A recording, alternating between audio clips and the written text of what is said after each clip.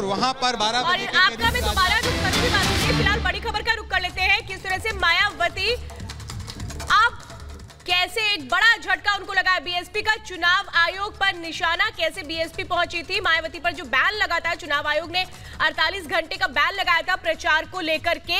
उसी के बाद सुप्रीम कोर्ट पहुंची थी बीएसपी की ये बैन हटाया जाए, लेकिन कैसे एक बड़ा झटका लगा है।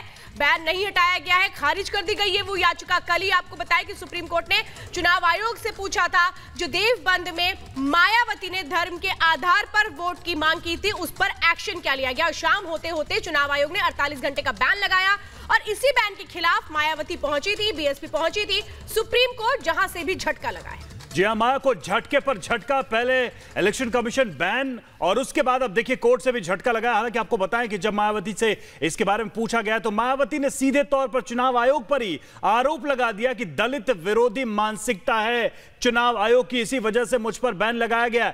सवाल यह है कि जब हर पार्टी के नेता पर कार्रवाई हो रही है तो क्या मायावती खुद को अलग मानती है? और हर बार ये हमें देखने को मिलता है कि एक तरीके से कहें कि ये एक हथकंडा होता है राजनीतिक पार्टियों का, कि अगर कभी कुछ एक्शन ले लिया जाए तो खुद को बता दो कि हम दलित हैं, या अपने आप को किस धर्म विशेष का बताना शुरू कर देते हैं। और ये मायावती का एक पुराना एक तरह से कहें फॉर्मूला रहा है।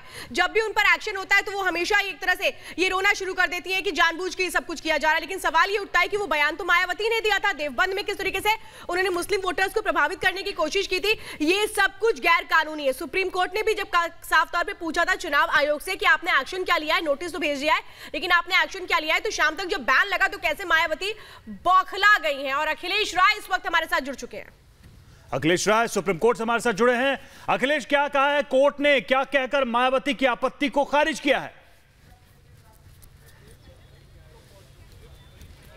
देखिए, जिस तरह से कल सुप्रीम कोर्ट ने बुलाया था चुनाव आयोग के अधिकारी को ये जानने के लिए कि आखिर उसके अधिकार क्या हैं और जिस तरह से बयानबाजी हो रही है इस राजनीति में, उस पर एक्शन क्या लिया जा रहा है, उस दौरान उसके बाद चुनाव आयोग ने ताबड़तोड़ एक्शन लिए। उस एक्शन से सुप्रीम कोर्ट संतुष्ट दिखा, लेकिन उसी दौरान मायावती के वकील दुष्यंत दबे अचानक कोर्ट के सामने पहुंचते हैं। उनका कहना है कि ये 18 तारीख को जो दूसरे चरण का चुनाव है, प्रचार है, कल वो खत्म हो रहा है। ऐसे समय में बसपा सुप्रीमो मायावती के खिलाफ जो चुनाव आयोग ने बैन लगाया है, एक तरफा लगाया है, इस तरह से उनसे जवाब भी अभी नहीं पूरी तरह से दिया उन्होंने। एक तरफा कार्रवाई की गई है, इस पर से बैन हटाया जाना चाहिए और तुरंत सुनवाई की मांग की। लेकिन सुप्रीम कोर्ट ने साफ तौर पर कह दिया कि जो इलेक्शन कमीशन ने किया है वो सच सही है और उस पर हम कोई सुनवाई नहीं करेंगे। और सुप्रीम कोर्ट ने मना कर दिया। बड़ा झटका लगा मायावती को, क्योंकि सुबह सुबह उनके वकील पहुंचे थे इस मांग को लेकर के कि मायावती को थोड़ी राहत मिल जाएगी, आगरा की रैली में वो प्रचार कर सकेंगी। लेकिन फिलहाल कोई राहत नहीं दी सुप्रीम कोर्ट ने